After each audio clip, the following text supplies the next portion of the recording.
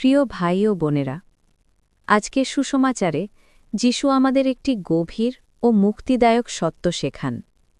প্রার্থনা ঈশ্বরকে জানাবার জন্য নয়। তোমরা চাওয়ার আগেই তোমাদের স্বর্গীয় পিতা জানেন তোমাদের কি প্রয়োজন। মথি 6:8। আমরা ঈশ্বরকে জানাতে প্রার্থনা করি না, আমরা নিজেদের পরিবর্তনের জন্য প্রার্থনা করি। আমাদের প্রার্থনা ঈশ্বরকে পরিবর্তন করে না, আমাদের প্রার্থনা আমাদের পরিবর্তন করে। যখন আমরা প্রার্থনা করি তখন আমরা স্বীকার করি ঈশ্বর কে এবং তাঁর সামনে আমরা কে। এই সরল সত্যের মধ্য দিয়ে ধীরে ধীরে এবং নীরবে ঈশ্বর আমাদের সেই মানুষে রূপান্তরিত করেন যাদের হতে তিনি আমাদের আহ্বান করেন। যিশু আমাদের ঠোঁটে প্রথম শব্দটি রাখেন, হে আমাদের পিতা।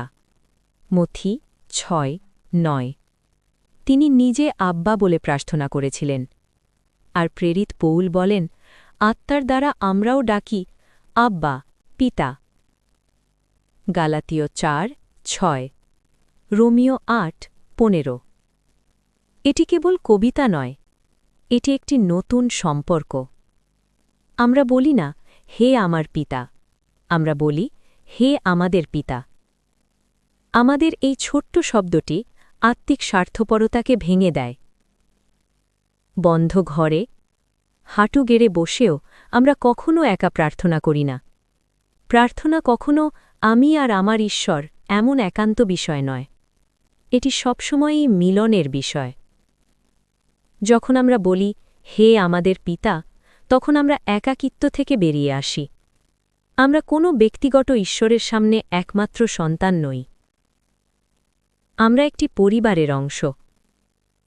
যে ব্যক্তি হৃদয়ে অন্যদের ভাই বোন হিসেবে গ্রহণ করতে রাজি নয়, সে সত্যিকারভাবে হে আমাদের পিতা বলতে পারে না। আমরা বলি, পিতা, কোনো ব্যবস্থাপক নয়, দূরের শাসক নয়, শীতল বিচারক নয়, বরং তিনি, যিনি আমাদের দুর্বলতা জানেন, আমাদের ক্ষত স্মরণ করেন এবং আমাদের সন্তান হিসেবে তার কাছে আসতে আহ্বান করেন। এরপর যিশু এই প্রার্থনার দুটি দিক উন্মোচন করেন। প্রথম দিক, ঈশ্বরের দিকে। তোমার নাম পবিত্র মানা হোক, তোমার রাজ্য আসুক, তোমার ইচ্ছা পূর্ণ হোক। মথি 6:9-10। আমাদের প্রয়োজনের কথা বলার আগে আমরা তার মহিমার কথা বলি।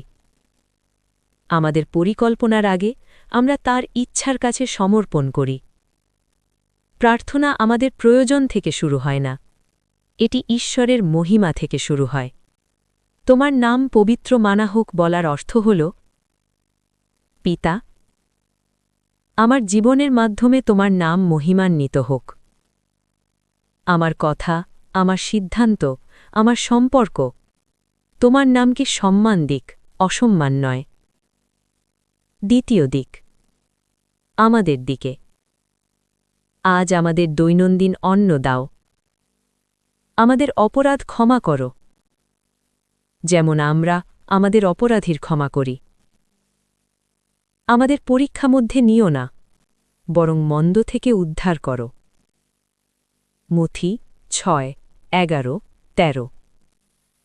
খেয়াল করুন, প্রতিটি শব্দ বহুবচন। আমাদের পিতা, আমাদের দাও, আমাদের ক্ষমা করো, আমাদের রক্ষা করো। আমরা একটা পৃথিবীতে বাস করি যেখানে আমি আগে। ধর্ম কখনো কখনো প্রতিযোগিতায় পরিণত হয়, কিন্তু প্রভুর প্রার্থনা আমাদের শেখায় আমরা একসাথে দাঁড়াই। আমরা শুধু নিজের জন্য নয়, সবার জন্য প্রার্থনা করি। এই প্রার্থনায় একটি গুরুতর সতর্কবার্তাও আছে। যিশু বলেন, যদি তোমরা মানুষের অপরাধ ক্ষমা করো, তবে তোমাদের স্বর্গীয় পিতাও তোমাদের ক্ষমা করবেন। কিন্তু যদি তোমরা ক্ষমা না করো, তবে তোমাদের পিতাও তোমাদের অপরাধ ক্ষমা করবেন না। যখন আমরা বলি, যেমন আমরা ক্ষমা করি তেমনি তুমি আমাদের ক্ষমা করো, তখন আমরা ঈশ্বরকে সেই একই মাপ দিচ্ছি যে মাপে আমরা অন্যদের মাপি। এই প্রার্থনা আমাদের মুক্ত করতে পারে। এটি আমাদের উন্মোচিতও করতে পারে। প্রার্থনা কোনো মাজুক নয়। এটি ঈশ্বরকে নিয়ন্ত্রণ করার উপায় নয়। ঈশ্বর পিতা কোনো যন্ত্র নন। আমরা আশীর্বাদ সংগ্রহ করতে আসি না। আমরা সন্তান হিসেবে বিশ্বাস করতে, শুনতে এবং সমর্পণ করতে আসি। তাই আজ যখন আমরা বলি, হে আমাদের পিতা, তখন নিজেকে জিজ্ঞেস করি, আমি কি সত্যিই অন্যদের ভাইবোন মনে করি? আমি কি ক্ষমা চাইতে গিয়ে মনে ক্ষোভ লালন করি?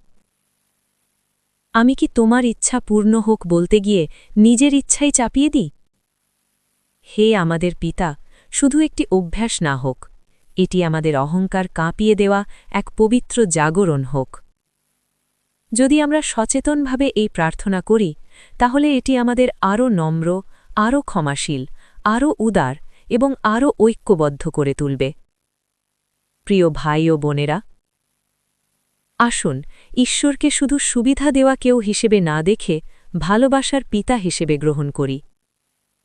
যখন আমরা সাহস করে বলি, হে আমাদের পিতা, তখন আমরা খ্রিস্টে সত্যিই এক পরিবার হয়ে উঠি।